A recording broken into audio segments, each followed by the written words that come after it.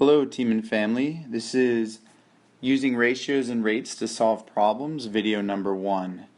You'll need to copy down this table I put a star next to and that table as well, so if you want to pause the video and do that first before we start, that would be a good idea. Anna's recipe for lemonade calls for 2 cups of lemonade concentrate and 3 cups of water. In Anna's recipe, the ratio of lemonade concentrate to water is blank. So ratio compares 2 things. It's comparing lemonade to water. And the lemonade concentrate is 2 and the water is 3. So the ratio is 2 to 3. Use equivalent ratios to complete the table.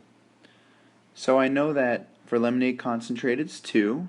If I double that it's 4. If I triple 2, or 2 times 3, I get 6. And if I do 2 times 4, I get 8. On the bottom, 3 times 1 is 3. 3 times 2 is 6. 3 times 3 is 9. And 3 times 5 is 15. Bailey's recipe calls for 3 cups of lemonade concentrate and 5 cups of water.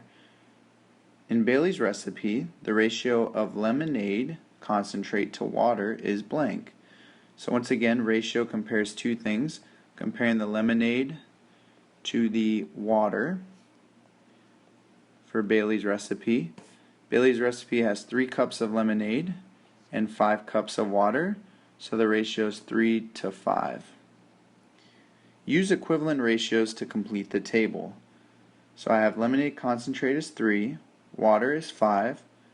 Lemonade concentrate, if I do 3 times 2, it would get me 6. But if I do 3 times 3, it's 9.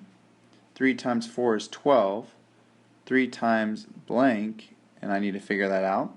So let's start with the bottom of the table for water. 5, then if I do 5 times 3, I get 15. If I do the same thing as I did above where I multiplied it by 4, if I do 5 times 4, that's 20. If I do 5 times 5, that gets me 25. So if I do 3 times 5, that gets me 15. And I've just filled in these tables with equivalent ratios.